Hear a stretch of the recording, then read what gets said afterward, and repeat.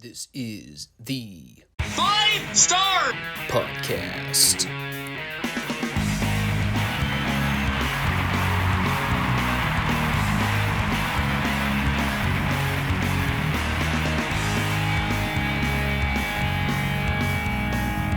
Let me talk to you.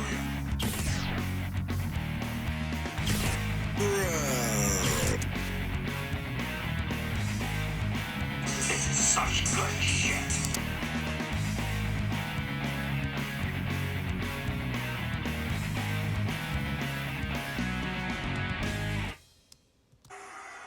What do you guys want to talk about? Rolling in here on Monday. Y'all know what time it is. It's not Vader time. Although we're not too far off from him debuting on WWF TV. Couple years out in the retro Raws. Good Lord.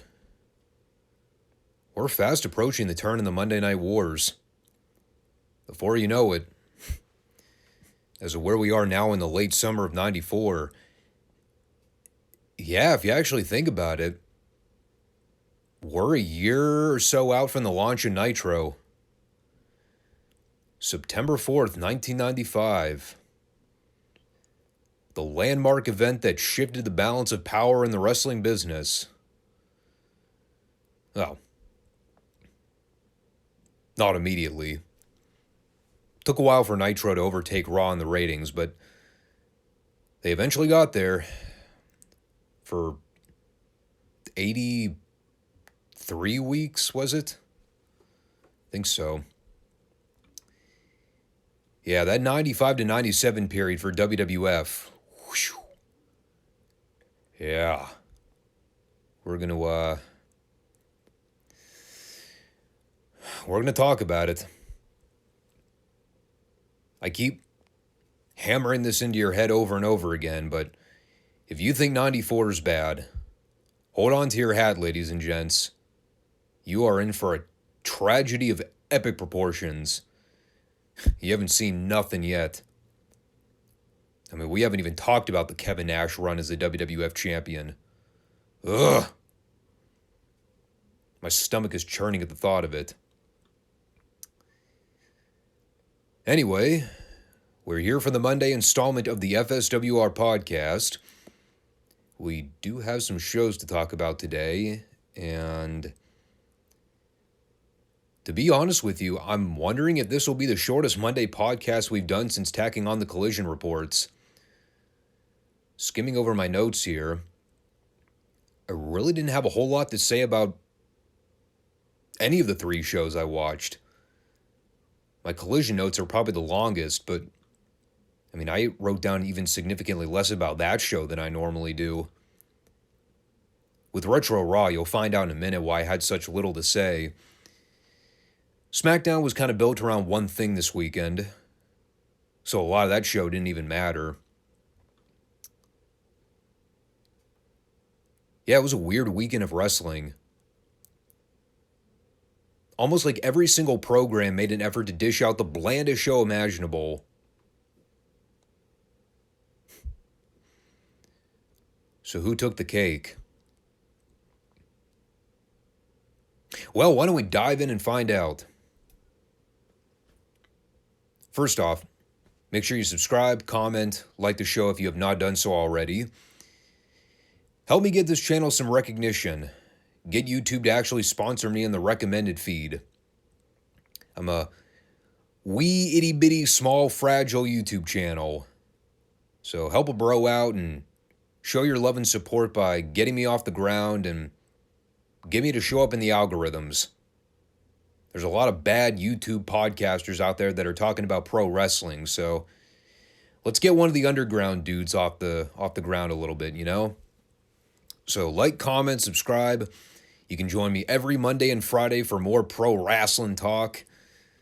We cover the good, the bad, the stupid, all things wrestling related. And I try to be entertaining, despite me sometimes having dry delivery. It is a struggle. Being an introvert is not easy. but I'm giving it the old college try. It's hard when you're watching so much bad wrestling. It just drains the energy from you. You start to run on fumes after a while, you know?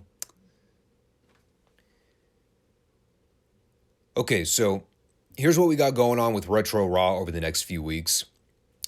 We may have actually lucked out, what with all the upcoming weekend chaos ahead of us. So this was the go-home show to the SummerSlam 94 pay-per-view, and I am going to review that show next weekend. So we'll have a portion of the Monday show dedicated to the Classic Review series, and then we're basically not going to have another Retro Raw to review until, I believe, September 12th is the date. Next weekend is August 29th, which happens to be a Monday. And I had totally forgotten about this, but that was the date they ran SummerSlam. Monday, August 29th, 1994.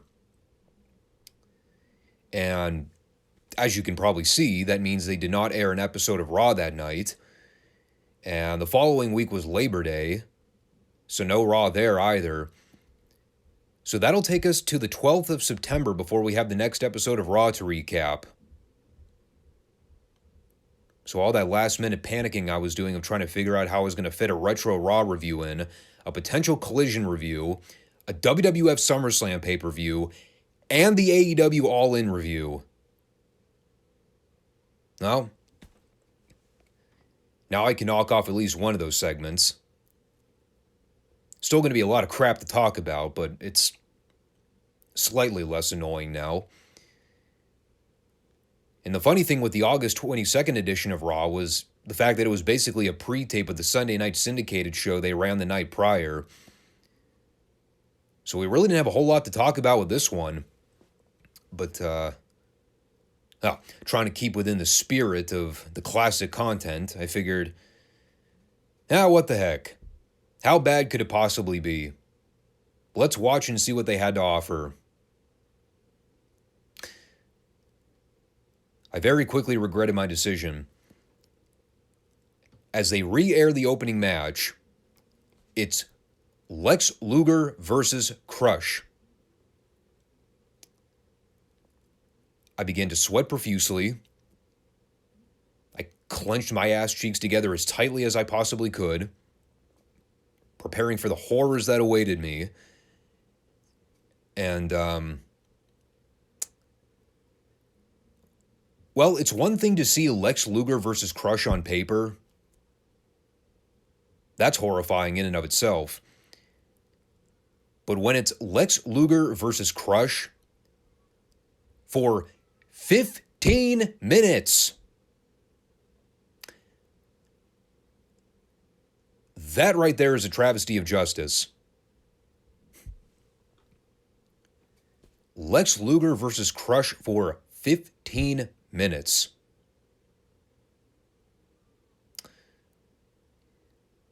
Somebody thought that was a good idea. I wonder who. So they're out there having this hideously dull match. From bell to bell, it was 15 minutes and some change. I think at least 13 and a half of those 15 minutes was Crush working over Luger's back for the heat. Right before commercial, DiBiase came out to scout. I should note, this was all about the story continuation of Luger and the $1 Million Corporation. They're hyping the Luger Tatanka match for the pay-per-view card. So DiBiase's out there pretending to be in Luger's corner. And so Luger makes a comeback. Crush cut him off with a thrust kick. And while Crush was in control, going in for the win, Crush had Luger on the verge of defeat. And that's when DiBiase hit the ring apron to try and run a distraction. He offered Crush a wad of cash, and that allowed for Luger to take advantage of the distraction, clock Crush with the loaded forearm, and pin him. Which is still my favorite move in all of wrestling. the gimmicked forearm that Luger used as a finish because of the steel plates he had surgically placed after the motorcycle accident. And he's winning those matches as a babyface. Beautiful. Again, the whole thing is about beating the idea into people's heads that Luger and DiBiase are in cahoots. Even though Luger's denied this for weeks on end. Yet does nothing but reinforce it. I was more so shocked that I witnessed a Luger versus Crush TV match, and it was merely boring, as opposed to outright horrendous. I also enjoyed Macho Man's science-based evidence that Luger will in fact align with DiBiase come SummerSlam. According to, as he referred to them as, DNA results.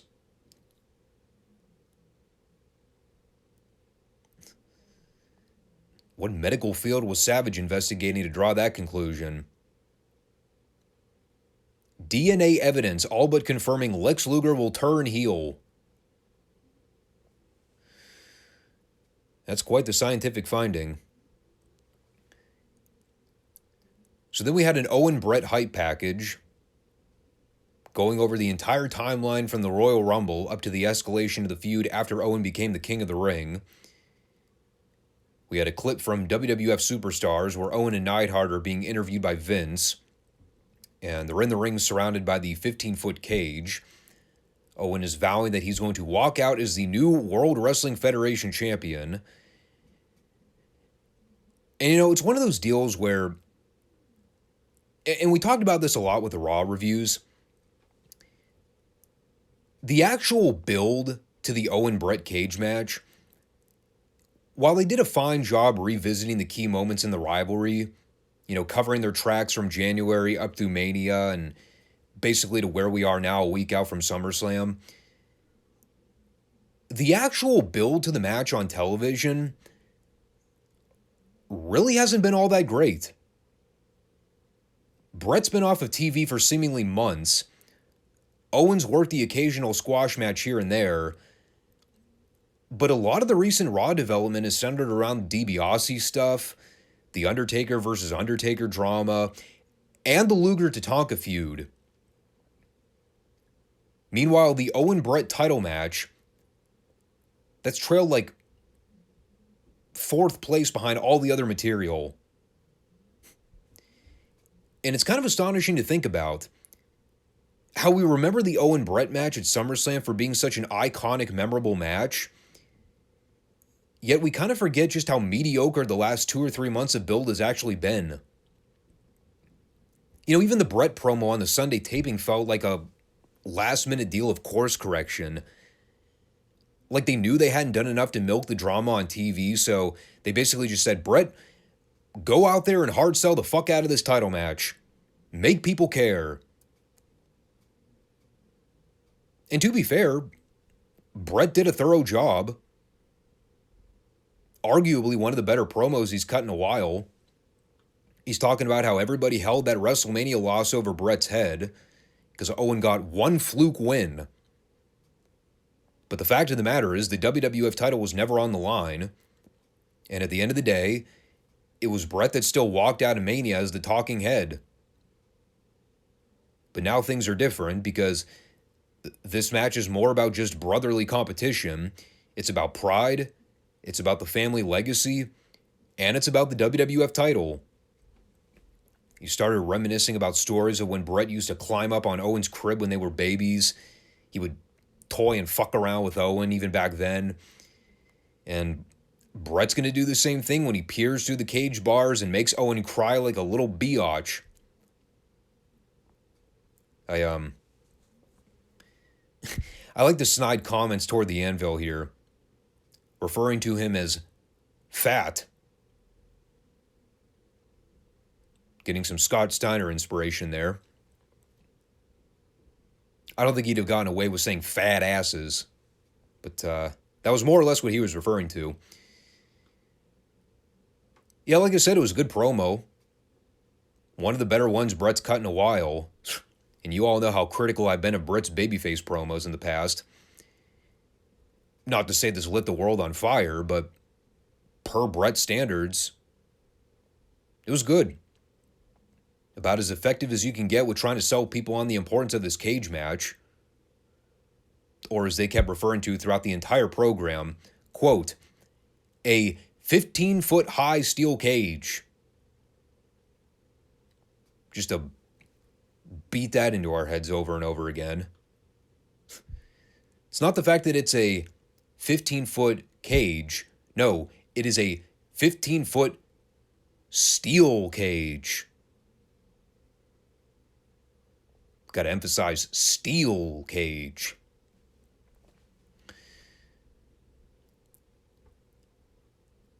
And then in their concerted efforts to try and book a match worse than Lex Luger versus Crush, as God is my witness, I'm not making this up. This was the match they booked. Diesel versus Typhoon.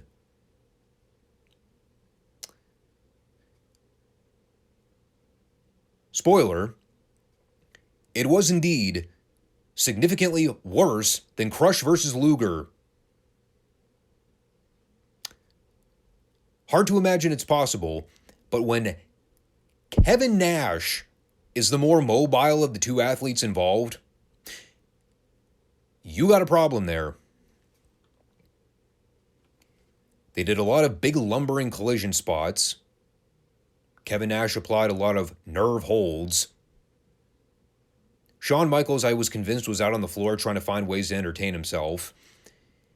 And after about 7 or 8 minutes of slow-moving torture, Nash caught Typhoon with a boot in the corner and then hit him with a lariat for the 3.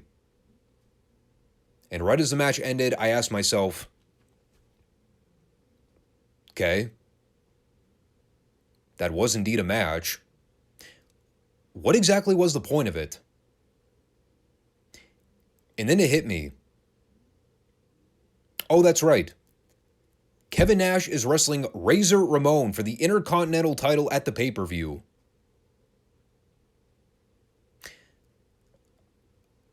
I'd totally forgotten about that. Moreover, I forgot that Kevin Nash was the Intercontinental Champion. You know, I was talking about how Brett's WWF title run was kind of lame post-WrestleMania 10. Has Kevin Nash had one single solitary title defense since winning the IC belt? For the life of me, I can't think of one. I can't even remember who he beat for the belt. We literally just probably talked about it like 2 or 3 months ago. Went completely over my head. Yeah. Diesel versus Razor. A SummerSlam 94 featured title match that I had no memory of.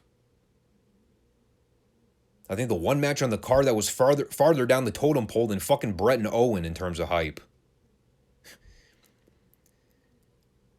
I can confirm this.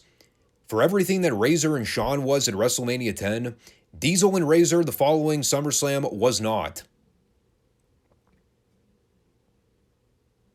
I honestly can't remember if there's a single thing in that match I can recall. One spot, one bump, one move, one angle.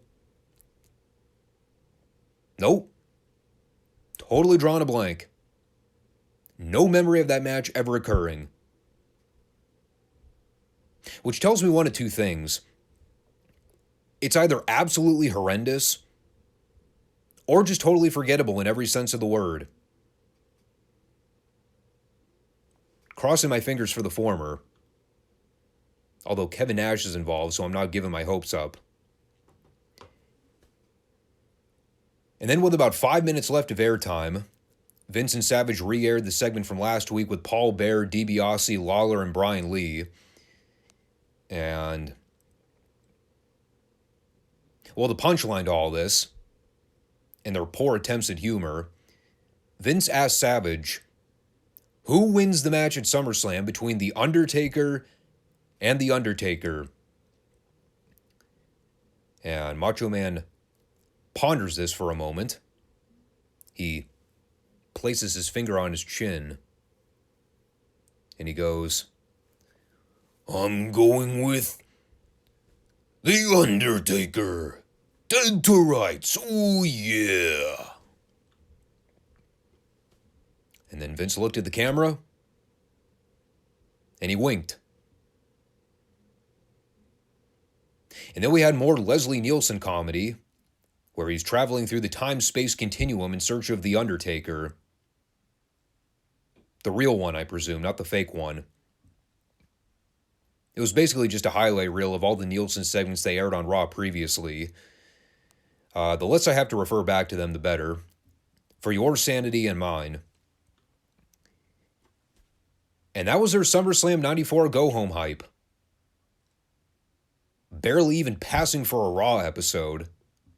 Much less effective SummerSlam build. They really weren't giving you much to go on.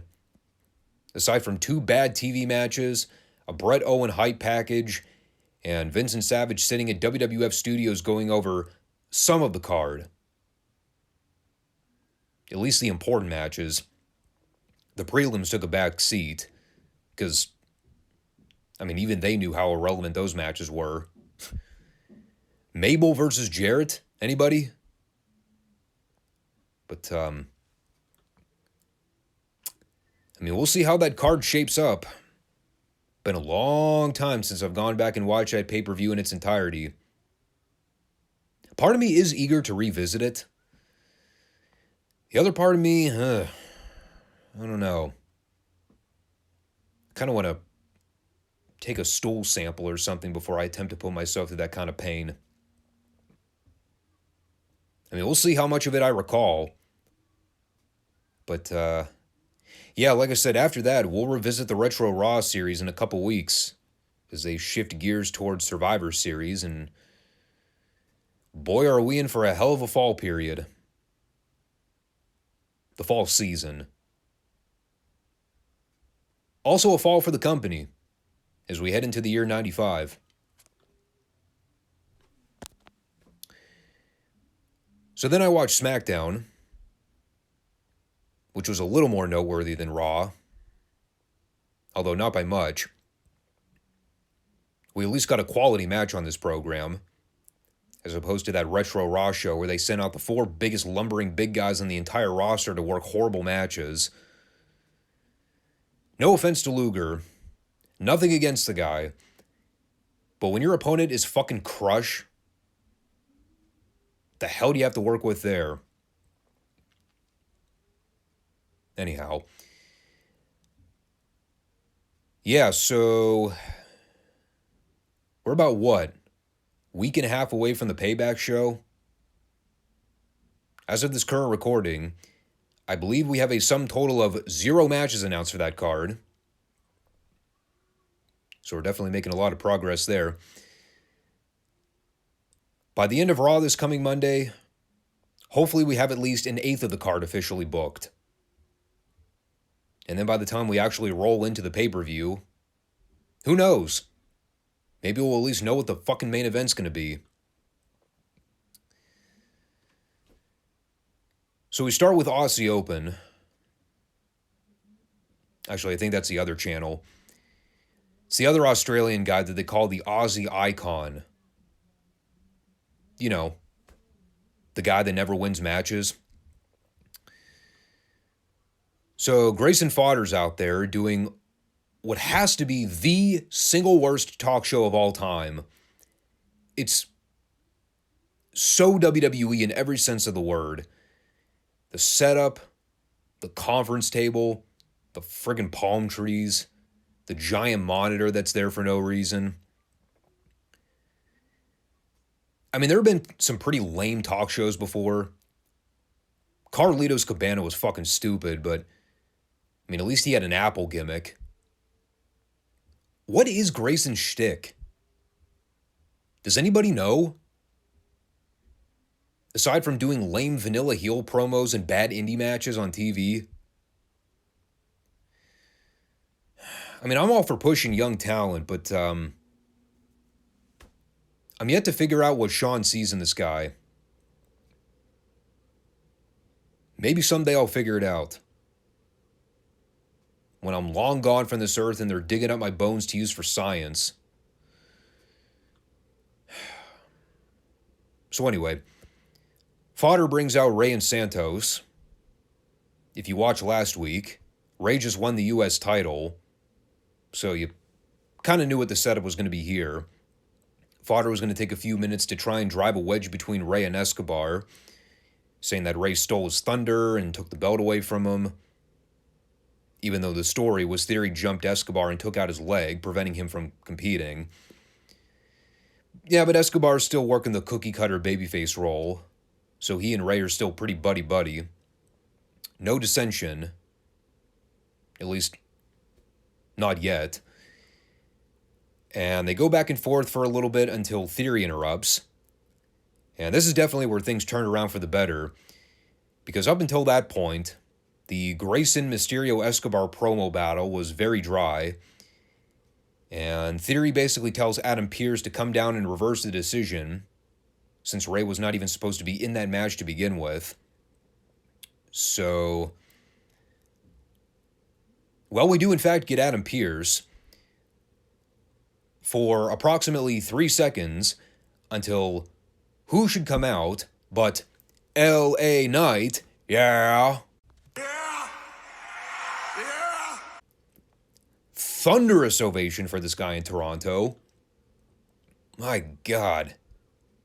People were so into this guy.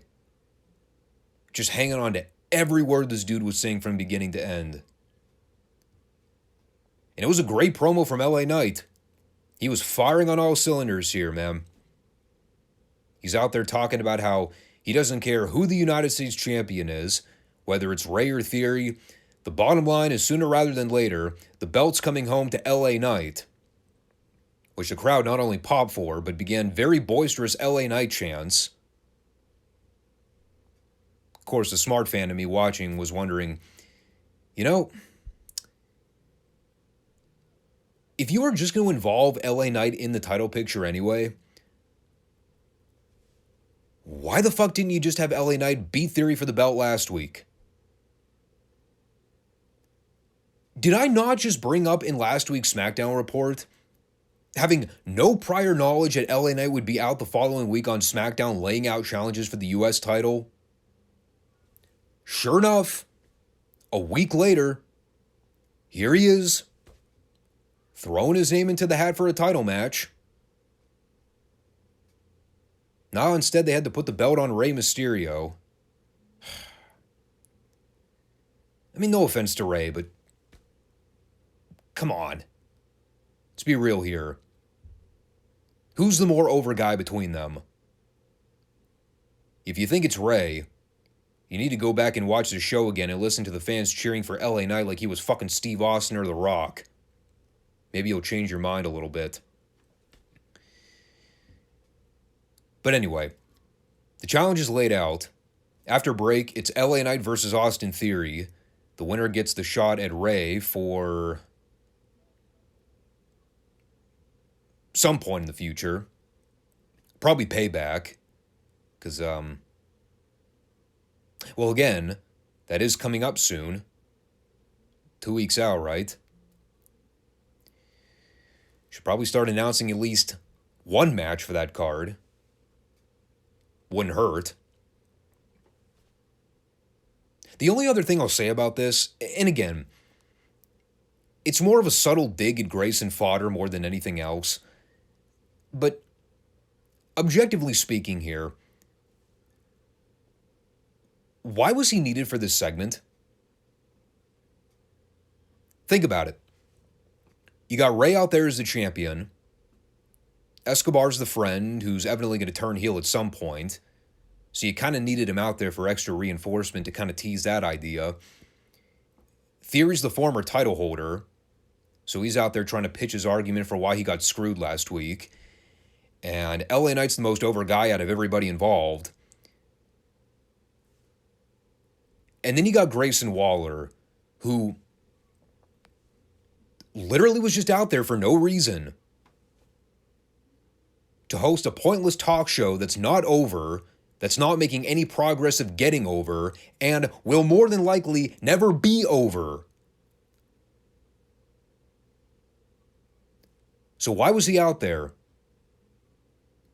He was just an awkward fifth wheel in the whole thing. He didn't gain anything out of being involved. He didn't get booked in a match. He didn't play a part in the upcoming segment. We never saw him again for the remainder of the show. So I didn't get that at all. So we come back for Theory versus Knight. Magically, all the palm trees and gimmicks have been removed from the ring. Rey, Escobar, and Fodder have now vanished entirely. And they're about to ring the bell. And then they hit the Miz's music. And I wrote down, oh, fuck me. Because I knew exactly where this was going before either guy even touched. Before the collar and elbow tie-up. And by golly, wouldn't you know it? They're out there having the match. Miz is on commentary trying to throw shade at Knight for the entire time. Calling him a flash in the pan, a walking human catchphrase. I believe he referred to him at one point as the next doink. Which was, I guess supposed to be a pot shot. Guess it depends on which doink we're referring to.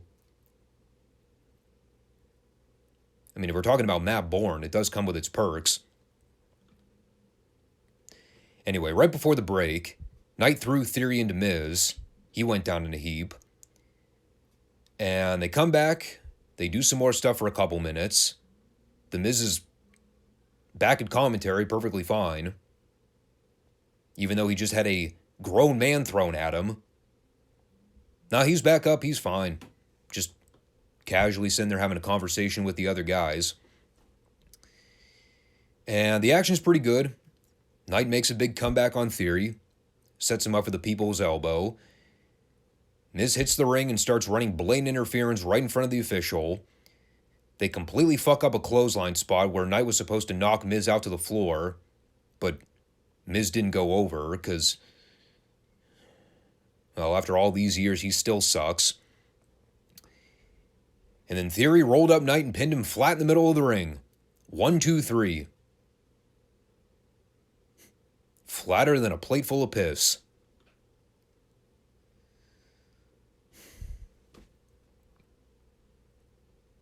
I mean, at the end of the day, I could have called that finish in my sleep. It's like clockwork, man. I'm just numb to lazy creative booking in wrestling anymore. As soon as The Miz came out to do commentary, I knew he was going to get involved. I knew he was going to fuck over LA Knight by the end anyway. So I really can't even get mad at the finish. I'm not even angry that Theory went over necessarily. I don't have a problem with that. Did you have to beat LA Knight via pinfall, though? Count out, DQ, something? Something that doesn't damage his momentum? Some way that he doesn't have to do a job? I don't know. But, you know, fine, whatever. You're going to withhold on the LA Knight US title shot for later down the road. Am I all that excited to see him feud with The Miz? No, not really. Why? Because it's the fucking Miz? God, if LA Knight doesn't win that feud, the Pittsburgh fans will set the PPG Paints Arena on fire. As for Theory versus Rey, I mean, again, it's fine. Is it the best option to go with? Maybe, maybe not. It's kind of a predictable outcome unless they choose to have Escobar turn on Rey sooner. Now then, in that case, you got some options to work with. Because you can do Theory versus Knight for the title and then have Rey and Escobar split and do their feud with no belts on the line. Both parties can go their separate ways and he can play around with a couple different ongoing scenarios. But and we'll see what they got in store. I like the 4 guys involved, but I don't know. I mean, LA Knight jobbing out again is fucking retarded. Sorry, there's just no way around that conversation. But I don't expect anything less out of WWE in 2023. They've created a legacy of bearing hot talent that organically gets over. And I'm sure LA Knight will be the next victim before you know it. So then we went to the Edge tribute package, which was really well done.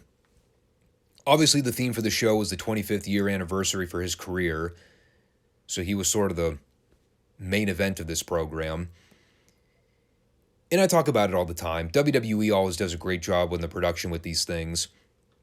It's nice to take a trip down memory lane and look at all of Edge's career highlights, matches and angles that you probably hang on to in your back pocket for keepsake, but when you actually see the footage again in real time, you're like, oh yeah, I remember that match, or oh god, that angle.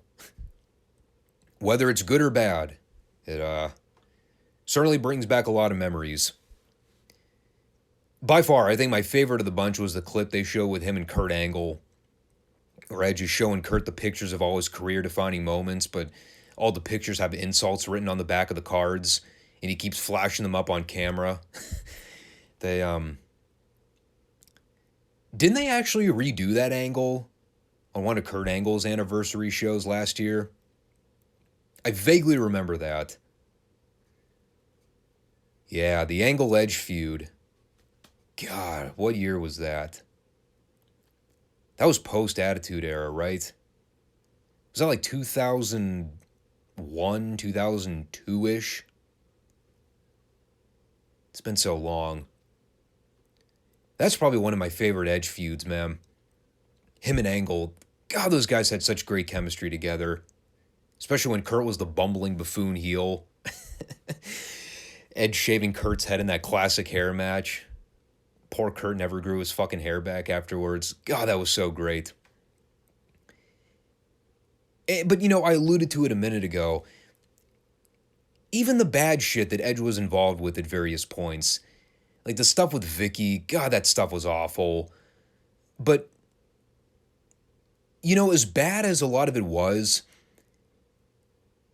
Edge was the kind of performer that would always manage to take something rotten like that, and he would always try to make it work to the best of his abilities. They didn't really harp on the Lita stuff, which is probably a good call. Like the live sex celebration thing they shot on Raw years ago. Like, that shit was so bad on the surface. Yet somehow, Edge found a way to make it work. It's something we all kind of take for granted when he was in his prime, but Edge was really, really good.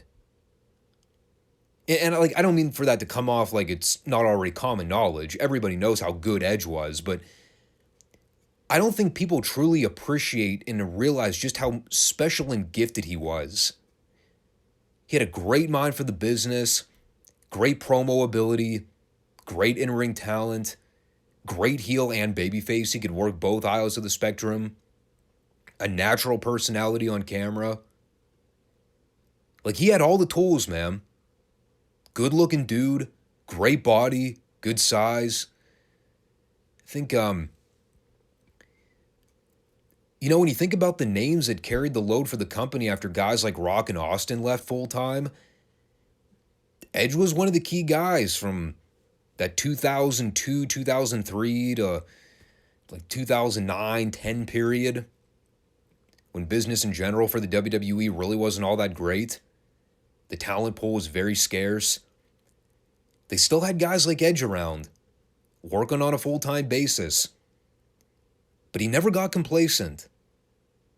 He was already established as a main event guy, but he was never a politician in the traditional sense. He conducted business the right way, never tried to steal anybody's thunder. A real professional in every sense of the word. It's more than I can say for fucking pricks like John Cena, who spent an entire decade plus holding down any potential rising star that started to get over more than him. You don't believe me? See the laundry list of names in the 2010s that started to naturally gain popularity.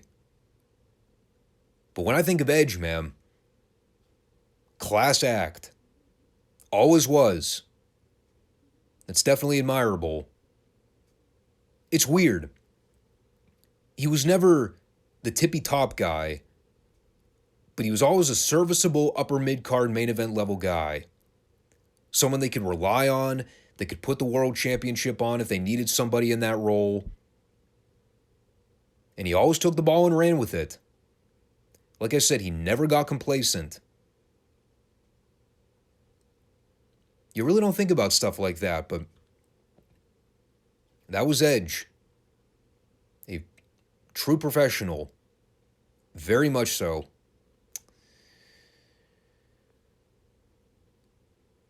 So from there, we had this girls' tag match with Bayley and Io Sky versus Charlotte and Bianca Belair, which was fine.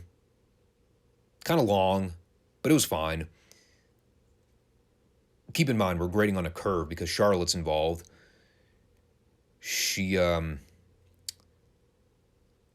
I don't remember her screwing up anything too substantially here. And for Charlotte, that's a compliment. I still think Bianca's miscast as a babyface.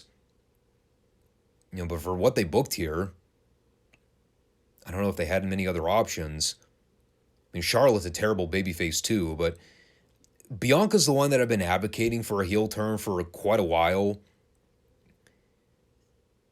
I guess my issue boils down to this. Like I said, the match is all right. They did a double heat spot where the heels worked over Charlotte for a while, and Bianca got to make a brief comeback before she got cut off the knee. They worked over that injury angle for a little bit. Charlotte got shoved off the top turnbuckle out to the floor. The heels tried to isolate her, but Charlotte fought back, tagged in Bianca, KOD for the pin almost immediately. At least the right girl won. But the thing I kept going over in my head while this match was going on, and again, people are going to chalk this up to me hating on Charlotte. In a way, I kind of am, because it's so insufferable at this point. The way this company forces this fucking chick down my throat. But the fallout from SummerSlam was Bianca getting screwed out of the title because Io cashed in her briefcase. Bianca won. Io cashed in, stole the belt. So, you would think the natural title program should be Bianca versus Io, correct? So why is Charlotte still involved?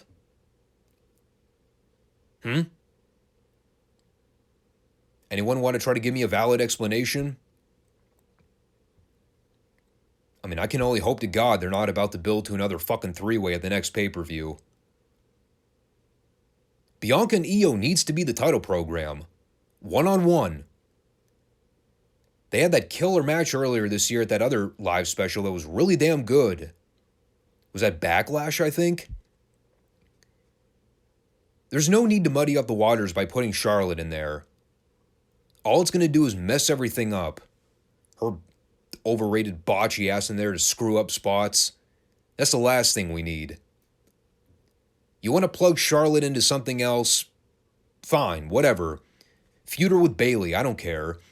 She needs to stay out of the title equation because, just like I talked about with the SummerSlam match, there was literally no reason for Charlotte to be involved. When you go back and rewatch that match, well, first of all, don't, because that three-way at the pay-per-view sucked. But in a vacuum, there was no reason for Charlotte to be in there. She was just a third wheel the entire time. Just putting her in another big title match for the sake of throwing another name in there. And she had the worst performance of everybody involved. So they got to simplify this. I mean, we all know WWE loves to do their multi-man matches. That's why I'm concerned. I mean, they shot the injury angle with Bianca after the break where Damage Control took out her leg. So, hopefully that was by design. Keep Charlotte away. Work that over for a while, and there's your title match for the Payback special.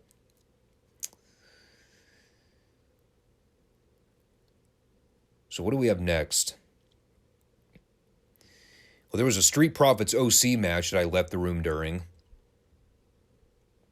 If there's anyone on this roster that has more go-away heat with me than Charlotte, it's the Bald Egg Bullet Club jobbers. Fuck those guys. That only went like 3 minutes, though, so... I mean, I really wasn't even gone for that long. I may have missed a pre-tape or two, but I did catch a little bit of the Paul Heyman interview. Him and Kayla Braxton, they have some rather interesting chemistry together in their segments. It toes the line a little bit. Borderline uncomfortable with the way he kind of hovers over her and breathes down her neck. But, it is one of the rare circumstances where an interviewer in WWE is actually useful for something aside from asking generic questions and then standing there like a robot holding the microphone out. At least Paulie interacts with her, throws snide remarks in her direction.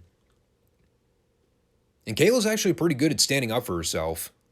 So, I kind of like that dynamic. Maybe she'll join the bloodline. Anyway, Paul took about 15 minutes to let us know that Jimmy Uso is going to be on SmackDown next week.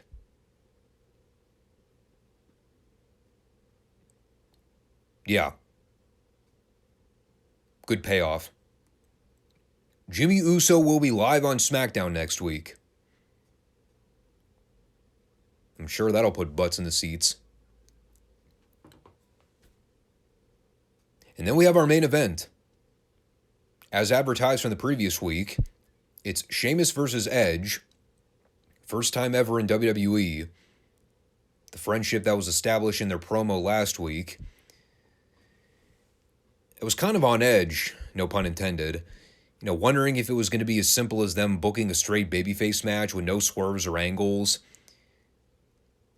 I was always kind of suspicious that something was going to happen. Was Sheamus going to turn? Was he going to cheat to win and then find a way to advance the feud? Well, we didn't get any swerves. So by virtue of that alone, I guess I did get swerved. The swerve was that there was no swerve. That's Vince Russo logic. But at the same time, it wasn't really ever billed as a retirement match. So, I don't know. It was really weird. They certainly teased the idea that it could be Edge's last match. It didn't seem entirely improbable. Although having that take place on free TV seemed a little odd. It was cool seeing Beth at ringside with the kids. Kind of interesting seeing her as a fan, not chasing after Mrs. Wife like a caged animal. No, here she was just Mrs. Copeland, sitting there supporting her husband. And as a match, it was fascinating. They gave it a lot of time. I think just shy about 20 minutes when all was said and done. For about 18 of those 20 minutes, it was just kind of a match. I wasn't bored. It wasn't terrible. It was just a standard paint-by-numbers WWE main event. Again, bear in mind, it's a babyface match, so you didn't really have any designated heat section in the match. And the fans definitely got on Sheamus' case toward the end when he was doing the clubbing blows to the chest on the apron. You know, then they started booing him and giving him a hard time. Obviously, they're in Toronto, so super pro-Edge crowd. But I don't know if the match ever had any heavy amounts of drama really until the last 3 or 4 minutes. Then they start breaking out the near falls and the crowd starts to come unglued because, well, that's the training mechanism of modern WWE fans. Pop for the big spots, pop for the finishes, sit on your hands for the rest of the match. Like I said, once Sheamus gave Edge the clubbing forearms on the apron, the people started really hating on Sheamus. And, I think that's when they finally cranked up things into the next gear, because then the match kind of started having some energy to it. Up to that point, I wasn't really feeling a lot of what they were doing. But Edge slapped Sheamus in the face. Both guys got to hit their finishers one time. Both times they kicked out. Edge kicked out of the brogue. Sheamus kicked out of the spear. And at the end, Edge caught Sheamus with a second spear out of the corner, draped his arms over the chest. 1, 2, 3. A rarity in WWE where the hometown guy actually gets to go over clean. Of course, Vince isn't really calling much of the shots creatively anymore, so he probably didn't have much input. Now, Vince was notorious for that booking philosophy. Gotta beat the hometown guy. It'll get him more sympathy, pal. But, yeah, like I said, Edge won clean. No heat angles. No afterbirths. No bullshittery. They had both guys quickly embraced before the fade to black. I don't know. I'm so accustomed to getting swerved as a wrestling fan. When I don't see an angle or post-match beatdown occur, I'm almost caught off guard. Like I'm supposed to anticipate more. I'm fine with what they did. Do I think this was Edge's swan song? Kind of a little skeptical. When's the last time anybody actually believed a retirement angle in wrestling? Again, doing a retirement match on free TV like this with 1 week's build seemed a little abrupt. I get they were in Toronto, but I don't know. Unless Edge is dealing with some kind of pent-up injuries and it's going to prevent him from working a full-time or even part-time schedule, which in that case, well, maybe this was it for a while. Again, I think it's more likely he'll be gone for a period of time. Maybe heal up a little bit before Rumble season and then possibly do an actual retirement match in Mania. If his body can still hold up.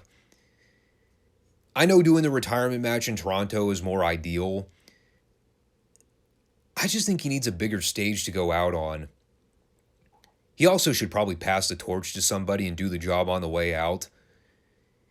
Which in that case, you need the right young guy waiting in the wings to put in that spot. And who is that guy?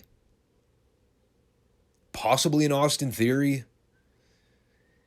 Maybe even a Braun Breaker if you really wanted to go hard on the push. But we'll see where it all leads. Good match. Crowd was hot for a lot of it. Not one of Edge's better career matches, but it was definitely a special moment for the people watching live. So it worked. Generally, there wasn't a whole lot to report on outside the Edge stuff this week. I mean, he was kind of the head honcho. It's not a bad thing. The Bloodline took a back seat, but you know what's funny about it? It never hindered the show in any way. LA Knight was on screen. Yes, losing a fucking match, which was beyond absurd. But he was a big deal in Toronto. The Edge match got a great reaction.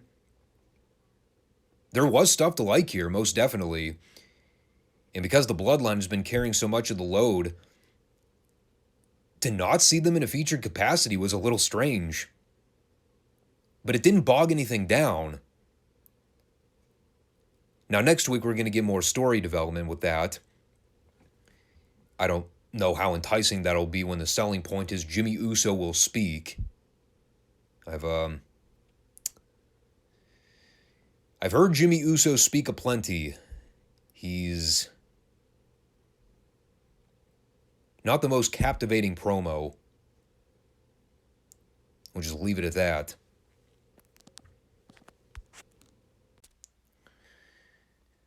All right. Had to take a little pause in the recording there to take care of some things. It's been a strange 24 hours since I sat down to record again. We're splitting up the Collision recap into another day. Some weird things came up. But, well, we're here. We're back. And we're going to talk about this Collision show from Saturday night, which was also a very weird show.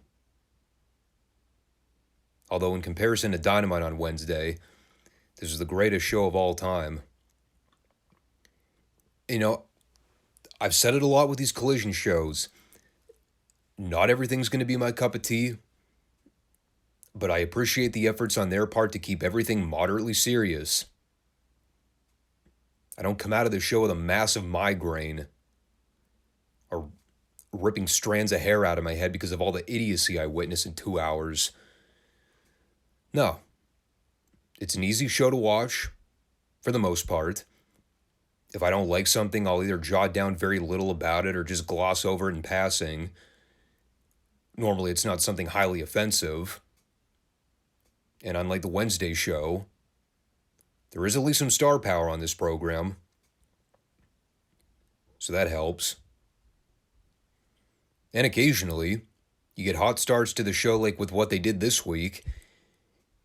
In my opinion, what will probably go down is the greatest Collision moment of all time. God, this is so awesome. The whole thing went about a minute and a half. But holy cow, what an epic payoff. So here comes Samoa Joe. And he's gearing up for another onslaught against the Golden Terror's long-lost cousin, the Golden Vampire. So clearly whoever booked this segment was watching their Crockett tapes from 85 and 86. And this Golden Vampire fella decided to go into business for himself and jump Joe before the bell. Of course, as soon as I saw that, the gears started turning in my head a little bit. And then as soon as he charged at Joe in the corner with the running knee, I was like, oh yeah, that's Punk. Sure enough, picks up Joe, gives him a GTS, takes off the mask almost immediately, and the people throw babies in the air. Gets a massive pop. Joe's laying there sprawled out in dead man's position while Punk grabs the mic and hovers over him and goes, "I accept, bitch." And that's when I put my computer down, stood up and gave this a rousing ovation. Receipt printed. Joe wasn't going to get away with that little stunt he tried to pull last week. Choking out Punk in the main event and costing him in the match with the House of Drek. Nah, man. Punk done forget that. This is great. Like I said, short, sweet, didn't overstay its welcome. The people were white hot for it. I mean, it's Lexington, Kentucky, so naturally the people are going to be more pro-Punk. They're not all mindlessly brainwashed like so many of the Cucamonga cocksuckers are. And wouldn't you know it, now I really want to see Joe versus Punk at All In. I don't even give a fuck whether or not it's for the Ring of Honor TV belt. Just give me Joe and Punk in a mean guy match. Really not that hard, is it? To book simple, logical pro wrestling angles that get over like wildfire. You don't need to overcomplicate it. Simple stuff. Probably because they're so simple and effective, even untrained monkeys can applaud it. Unfortunately, we immediately go from the penthouse to the outhouse with the following match. And let me just start from the premise of, I like Jay White. Been a big fan of the stuff he and Juice have been doing on Collision lately. can't say I'm all that enthralled with the idea of him versus Kenny Omega at Wembley, but I mean, it's not the worst option they could go with. I did, however, have an issue with this match here with Dalton Castle. And I think that more so has to do with the fact that it's Dalton Castle. And like,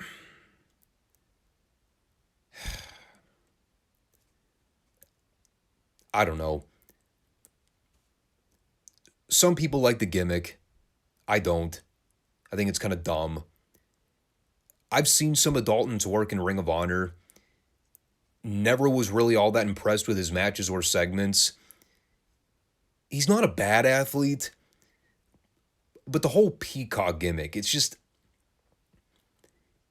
a little ostentatious for me. Just the whole demeanor. There's a wackiness to the way he acts and talks on camera. It's not like the way Juice works, where I can actually buy that's Juice's real personality. With Dalton Castle, it always comes across like he's pretending to be a gimmick. Am I the only one? I just don't believe in him. And the boys thing, him having two generic flunkies at ringside to take bumps for him on the outside, I never understood that whole thing. And what was that shit he said coming down the aisleway? I'm going to suplex Jay White so hard, his brains are going to fall out of his butt. Like, what? What does that even mean? So what, he's openly admitting he's going to try to drop the guy on the back of his head? Doesn't sound like the kind of wrestling I want to see. I see enough of these numbskulls pointlessly try to cripple themselves for unknown reasons on Dynamite every week. Why the hell would I want to see that on the professional channel? I mean, the wrestling here was mostly fine. I prefer seeing Jay and Juice in tag settings.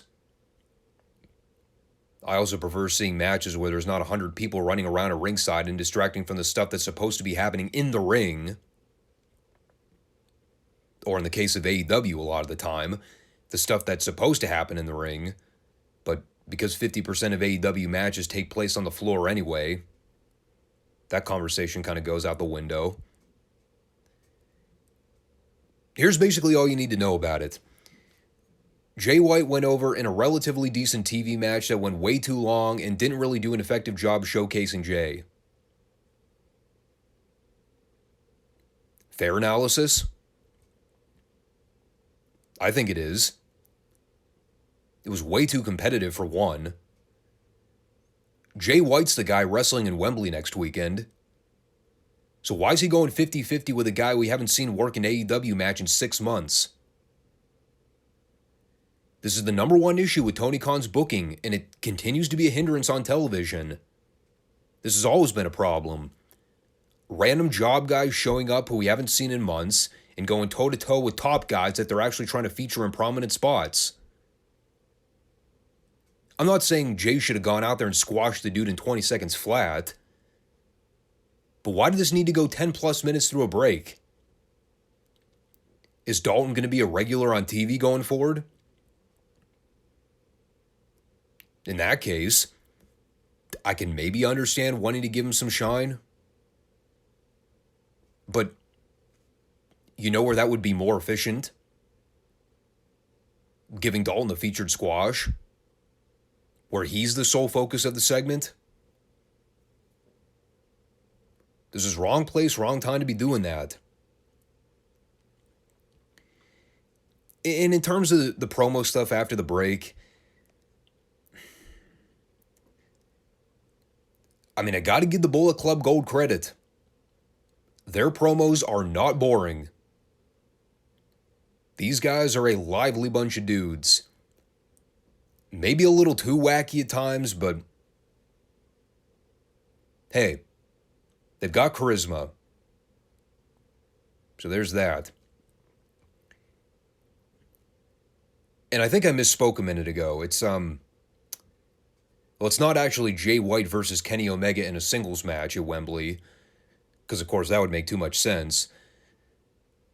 No, we got to throw in more bodies for no reason. So instead of the one-on-one match, it is going to be Jay, Juicy Fruit, and Take a Shit versus Omega, Hangman Page, and Kota Ibushi. Because, well,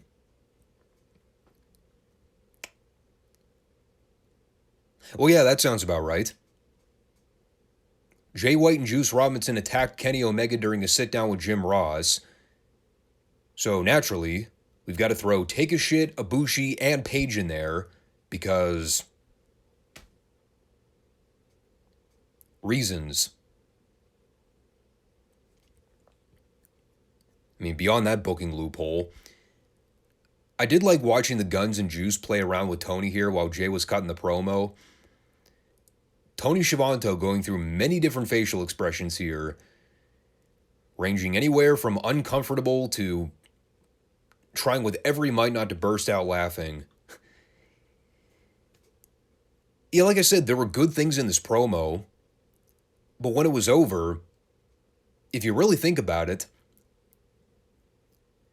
so much of it made little sense. You got Jay, Juice, and the Gun Boys in there cutting heel promos on the Elite to set up a 6-man tag for the pay-per-view where 50% of the heels aren't even involved. And then you throw in a random New Japan guy for the babyface team, who last time we saw him on AEW looked like he did not want to be there at all, and looked like he hadn't done any cardio or gym training since I saw him work the G1 tournament 2 years ago.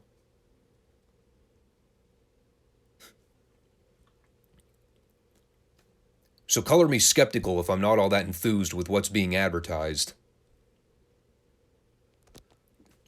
Speaking of things that didn't enthuse me, we go from that wacky heel promo to this completely random wacky 6-man with the Guns and Juice versus, as I wrote down here in my notes, the former Bear Country, now the Iron Savages, and another generic-looking indie guy who I don't think was ever identified.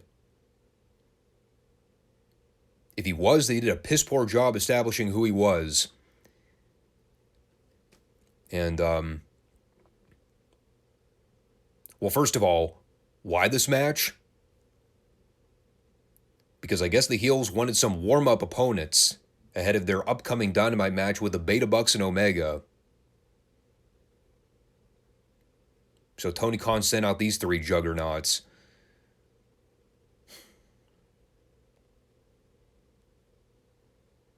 Again, I said this was a weird show. Keep that in mind. And what we had here was 5 green guys and a complete mess of a match. And Juice Robinson. Jay White was at the commentary desk with his cardboard cutout self-portrait. Again, more shit that I really don't understand, but I don't even know if it's worth asking questions about it. Seeing the big guys as the babyfaces in peril is a visual that will never not be weird. The match totally fell apart at the end. The unidentified job guy for the babyface team was particularly horrible here. And then Juice pinned him with a face front DDT. Bad. And I like the Bullet Club Gold guys. Not a fan of the Bullet Club name, because that faction is the lamest faction in wrestling history since the NWO circa 1997, when half the goddamn heel roster was a part of it. This, it just didn't work. Decent idea in theory, I guess. But they just had way too much inexperienced green talent to be able to carry out something like this. It also, again, overstayed its welcome. They gave it way too much time. It started to lose the crowd the longer it went, and they barely limped through the finish line by the end. And I gotta be honest, I've not been a fan of the booking of the Bullet Club Gold lately. Since the FTR fallout, it's another case of Tony dropping the ball with something red hot that naturally fell into his hands. Those matches Jay and Juice had with FTR were phenomenal pieces of business. And just like what happened last year with the Bucks and FTR, when that program was still hot, Tony let it slip through his fingers. He let the Bucks get away with not having to do a third job immediately after the fact. The heat between the teams died out. And after a year of keeping it on the shelf, now they're trying to shake the cobwebs off and get people to care about the rubber match when it's 12 months past its expiration date. I'm afraid they're going to go the same direction with FTR versus Jay and Juice. If we ever do get that third match, it's going to be too late. If I were booking the All-In card, I would have pumped the brakes on the Bucks FTR match. I'd have slotted Jay and Juice in there for the third match in the series. Find something else for the Bucks to do. Something lower on the totem pole, because fuck those idiots. But at least you'd have a main event level tag team program that's still got some buzz behind it. Or, they could just do what they did here. Lame. You know what wasn't lame, however, was Ricky Starks. He actually might be my favorite guy on this show right now. I've already talked about how much more comfortable he is as a heel. So much better suited for that role. And he's embracing it in every sense of the word. This is the epitome of taking the ball and running with it. Him standing there next to Shivanto in the back, talking about how AEW feels like a non-profit organization because every time something goes wrong, Ricky faces the brunt of the blame. He's the one punished for AEW's wrongdoings. And since Tony butchered the important announcement on Ricky's suspension last week, that he's only suspended for 28 days, not 30 days, well, now Ricky has to clean up the mess and remind everybody that he still promised impending chaos. At which point they pan the camera up. And who should walk into the frame but Big Bill? And, well, I groaned because it's Big Bill. But then I thought about it for a minute. And I was like, if Ricky's got the manager license because he can't wrestle for 30 days after the whole Steamboat controversy, if he is going to manage somebody, Big Bill's not a bad muscle to go with. I'd have preferred him aligning with Hobbs again, but I think that ship sailed once they broke them up for no apparent reason. But sure, Big Bill, let's ride that gravy train and see where it takes us. Maybe he'll develop some personality by the end of it. Who knows? So Ricky's bringing chaos to AEW in the form of Big Bill. And apparently that chaos consists of Bill winning short TV squashes against job guys and... well, that's about it. And I guess Ricky getting to whip him with a leather strap a few times after the fact. Maybe it'll escalate. Week 1 chaos. That was a simple afterbirth attack. We still got a few weeks to up the ante. By week 3 or 4, maybe we'll see him run down somebody in the parking lot. All kidding aside, I am kind of curious to see where they take it. I mean, him and Punk seems like the likely end goal. Once Punk gets through Joe at Wembley. I mean, it'd be a shame if they just drop the manager thing altogether and then move on from it. I mean, I'm not a big Bill fan by any stretch, but at least they're actively trying to do something with the guy to get him over. It's more effective than that random-ass tag team with Brian Cage that was going to go nowhere. So, we'll see. So far, I'm intrigued. I wasn't intrigued with the girls' match that followed, so I'll just save you the trouble and gloss over that in short order. It was Willow Nightingale versus Diamante. Willow won with some kind of powerbomb. Y'all over it? Good. We can move on. Let's talk about this Powerhouse Hobbs squash.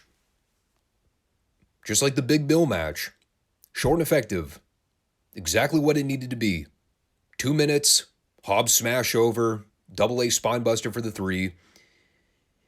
And then afterwards, as he goes to put the camel clutch hold on the tattooed freak, here's Miro popping up on screen, doing the ominous promo from a red-lit broom closet.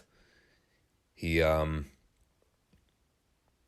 basically told Hobbs that redemption is coming, and it's going to piss all over his dead body.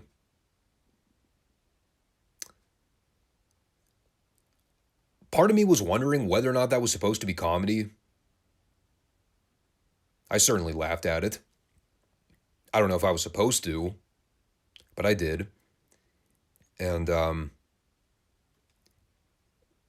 I kind of talked about this dynamic last week, but I'll revisit it again just in case people didn't see it. The idea of Hobbs versus Miro on paper, I don't entirely hate it.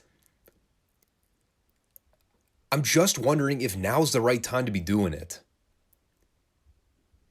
They've only been reestablishing both of these guys for a brief window. They've both been on the upward trajectory following a lot of Tony Khan's bad booking. So is this really the right time to be doing this feud? When evidently one of these guys is going to have to do a job? I don't really know how you get out of a situation like this without hurting somebody in the process. Miro losing right now is too soon. But you can argue the same goes for Hobbs. They need to spend a lot more time rebuilding both of these guys from the ground up. And they're headed that right direction now. But I think this feud is coming a lot faster than it should. I know it sounds hypocritical because I've been saying for a while that Miro needs to eventually phase away from the weekly squashes and then work his way into actual feuds. But is Hobbs the right kind of guy? At least for where they are right now in the development with both stars. Maybe later on, it would be more beneficial. Once you have both guys run through some of the smaller underneath talents, and you can do the unstoppable force, immovable object story. But the timing of doing it right now, I just think it's too soon. But we'll see. I mean, they kind of had themselves booked into a corner right now, but there are ways to maneuver out of it. If the match is happening at All Out, yeah, you can do a double disqualification or some kind of no contest finish to where both guys come out of it looking okay. Neither guy necessarily has to lose the first fall. Hobbs is still anchored down by all the QT Marshall stuff, but I don't know. Maybe you have QT's group accidentally cost Hobbs the first match. Hobbs obliterates all those morons in one fell swoop, and then you just move him away from all that nonsense. It's not the most ideal option, but at least you would make Hobbs look like a badass after the fact. Again, it's all a wait-and-see thing. I like both guys. I just don't really want to see either guy lose right now, which is the problem with doing this exact match. So with that, we had the main event. For the TNT Championship, Darby Allin challenging against... Well, technically, Luchasaurus is the champ, isn't he? So I guess this wasn't a title match then. See, that's the problem with Christian continuing to hold on to the title every week. He's doing such a brilliant job working the delusional heel role where he thinks he's the champion, but he's really not. I keep forgetting the Dinosaur is the one that's actually the current title holder. By the way, I noticed this several times during the show, but I had to mention it here while it's on my mind. Did anybody else catch the sign that in the lower deck that read, "Yeah"? You think the AEW fans are advocates of Mr. LA Knight? Do you think we're going to have a "yeah" section in every arena going forward? Anyhow, this is really good stuff. Again, Darby Allin, man. It's so fucking bizarre. When he wrestles on Dynamite, it's like I'm watching the worst of all his natural instincts. All of the things I hate about Darby Allin's matches, it's all front and center on the Wednesday program. And then I watch him on Collision working with the professionals, and it's a total switch flip. Meaning that his matches actually make sense. And again, Collision's kind of developed a theme with their main events lately. They usually devote at least the final half-hour segment to it, so you knew this was going to get a decent amount of time. And that left ample opportunity for Christian to methodically work over Darby, be a smug heel. Darby was a really good underdog, babyface in peril. And again, the size difference helps between both guys. Christian being the bigger bully, taunting with Darby.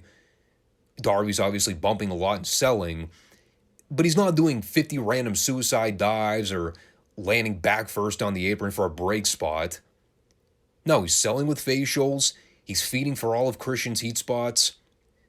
You know, there's ebb and flow to where they'll give Darby a momentary hope spot where he'll slot a few pin attempts in on Christian, but then Christian will drop him with a right hand to the jaw, or he'll yank him out to the floor and then slam him into the barricade. Darby's out there selling the left shoulder, and he actually sold that through the entire match. Didn't completely no-sell it during the comeback. I wasn't a particular fan of the spot on the floor where Christian had to bump for a top rope missile dropkick over a folding chair. And I did mention the apron bump. Yeah, technically Darby did one of those here again, which I'm not a fan of seeing. He's going to end up in a fucking wheelchair by the time he's 40 if he keeps doing that kind of shit to himself. I mean, I guess the defense mechanism I can use here is that it at least built to the climax of the match, and it wasn't just a throwaway spot that led to nothing. That's what pisses me off when Darby does all that dumb shit. He'll just take a random apron bump on his back or neck, and then 5 seconds later he'll spring back up and start hitting the ropes to make his comeback. But, that led to a distraction deal with the dinosaur so Christian could hit Darby with a head, or hit him in the head with a belt. And instead of taking the count out, he had to get all cocky and try to steal the pin. But he ended up leaving Darby too close to the ropes, so that was only a 2 count. And then Darby ducked a spear attempt in the corner. They did some wacky combination move where Christian powerbombed Darby from the second turnbuckle and then immediately ran him over with a spear. Cool move. 2 count. And then they traded some stuff at the end until Darby John Cena'd his way into a miraculous comeback and then surprised Christian with a bridging roll-up. A little excessive with the overbooking of the finish there. I could have gone without the, let's do 50 moves in a row and then totally no-sell the finish the guy just hit on me 2 seconds prior. But that's modern wrestling in a nutshell, I guess. I can overlook it, though, because it was a very good match overall. Darby winning was definitely the right call. I just think it sucks how we're basically going from that to Darby versus the Dinosaur in the actual title match on pay-per-view, which is going to be significantly less impressive than Christian versus Darby. They used Christian Cage, the ring veteran, as the setup to the actual title blow-off with Darby and the Green Dinosaur. So that part sucks. But I'll tell you one thing. I'm a much bigger proponent of Darby's feud with Christian and the Dinosaur than I am with Darby's ongoing deal with the Mogul Embassy. This is the part of doing layered storylines in wrestling where it's actually a good thing. Because if one program isn't doing much for you in the way of whetting your appetite, at least you got something else you can sink your teeth into. And the Christian Darby dynamic, it's a lot more appealing to me than Darby and Swerve or Darby and AR Fox. Whatever the fuck's going on in that whole situation, I'm really not sure.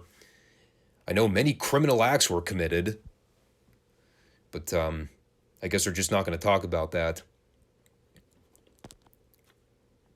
Overall, though, again, I just go back to what I said at the top of the report. This was a weird, odd show. There were things that I liked on it, for sure. But a lot of it still kind of boils down to a hand-select few party members. I love the stuff with Punk and Joe. Ricky Starks is on fire right now. I'm a fan of Miro and Hobbs individually. I don't know if this feud is the right direction they ought to be going right now, but I like both guys' talents. I appreciate that they're actually trying to take them seriously and give them some credibility back. Christian Cage, I'm of the opinion he's doing some of the best work he's ever done in AEW. Darby's much easier to watch in a controlled environment like Collision where he's being monitored. And, well, then there's the FTR stuff, which is,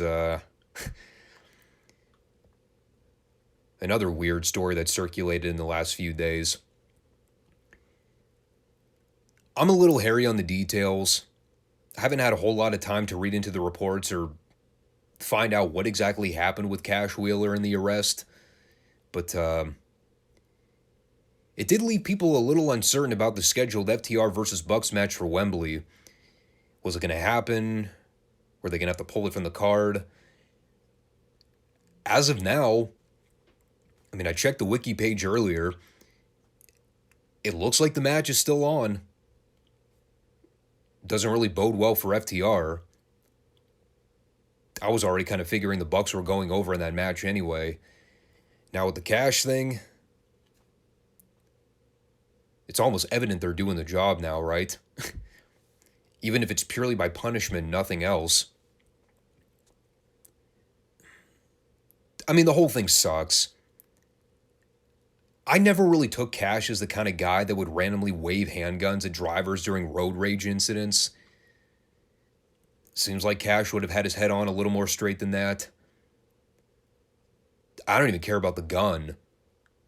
Provided it's legally owned, he has every right to carry. I know that'll cause some controversy amongst the Second Amendment activists, the ill-informed that think that anybody that carries a gun is a bad person.